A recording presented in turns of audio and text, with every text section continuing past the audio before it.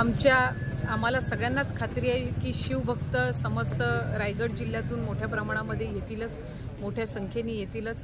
त्याचबरोबर आपण इथे छत्रपती शिवाजी महाराजांचा जवळपास 30 फुटी उंच जो पुतळा आहे त्याचा अनावरण तर करणारच आहोत। या व्यतिरिक्त तिथं आपण एक शिवसृष्टी करत आहोत, ज्याच्यामध्ये साधारणपणे 3 ते 4 गड किल्ल्यांची जी प्रतिकृती आहे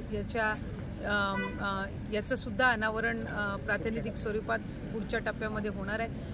या व्यतिरिक्त आपण इथे शिवसृष्टीच्या समोरच्याच बाजूला छत्रपती शिवाजी महाराजांच्या आयुष्यातले 6 महत्त्वाच्या प्रसंगांचं आपण शिल्पसुद्धा पुढच्या कालावधीमध्ये त्याच्याही कामाची सुरुवात ही होणार आहे। त्यामुळे उद्याचा 3 तारखेला होणारा जो सोहळा आहे हा त्याच्यातला प्रथम भाग आहे आणि पुतळ्याचं अनावरण आपण करत आहोत। शिवसृष्टी असेल आणि तिथलं सुशोभीकरण असेल, या सर्व कामांचं सुद्धा एकदा ते परिपूर्ण झाल्यानंतर त्याचा सुद्धा शुभारंभ पुढच्या कालावधीमध्ये घेणार आहे।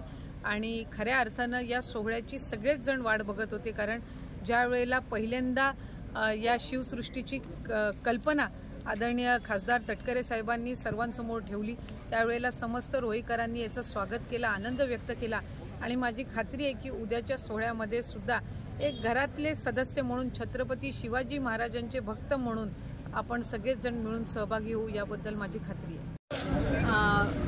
सबंध रोहा शहर आणि तालुक्यासाठी, त्याचबरोबर या विभागातील या परिसरासाठी, आपल्या सगळ्यांसाठीच एक अत्यंत अभिमानाचा, आनंदाचा दिवस आहे।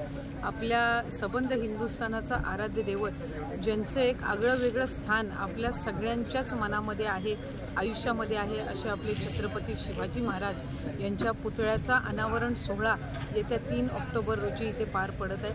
छत्रपती उदयनराजे महाराज, त्याचबरोबर छत्रपती संभाजी महाराज आणि राजे, त्याचबरोबर छत्रपती सरखेल रघुजी राजे आंग्रे यांच्या आणि त्याचबरोबर तटकरे साहेबांच्या प्रमुख हस्ते आणि उपस्थितीमध्ये हा कार्यक्रम आणि हा अतिशय दिमागदार असा ऐतिहासिक सोहळा आपल्या रोहा नगरीमध्ये पार पडणार आहे। याची तयारी गेल्या अनेक दिवसापासून सुरू आहे। आदरणीय आमदार अनिकेतभाई असतील, रोह्यातले आमचे सर्व सहकारी असतील, रोह्यातले नागरिक आहेत, सबंध तालुक्यातील नागरिक आहेत, यांनी अतिशय उत्साहाने या सोहळ्याची तयारी गेल्या अनेक दिवसापासून सुरू केलेली आहे। आणि या सोहळ्याच्या निमित्ताने तालुक्यामध्ये फक्त रोहा तालुक्यातच नाही तर श्रीवर्धन, म्हसळा, तळा, माणगाव तालुक्यामध्ये पोवाड्याच्या स्पर्धा असतील, त्याचबरोबर भजनाच्या स्पर्धा असतील, निबंध स्पर्धा, वक्तृत्व स्पर्धा आयोजित केल्या गेलेल्या आहेत। आणि याला उद्दंड असा प्रतिसाद हा सर्वांच्या माध्यमातून मिळत आहे। मी आपल्या माध्यमातून समस्त रायगडवासियांना, रोहेकरांना या 3 तारखेच्या कार्यक्रमाचे मनापासूनचे आमंत्रण या ठिकाणी देते।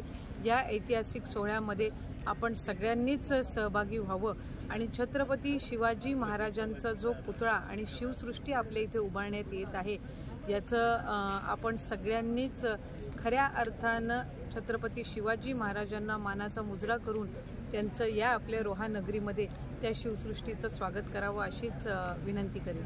त्याच्यामध्ये काय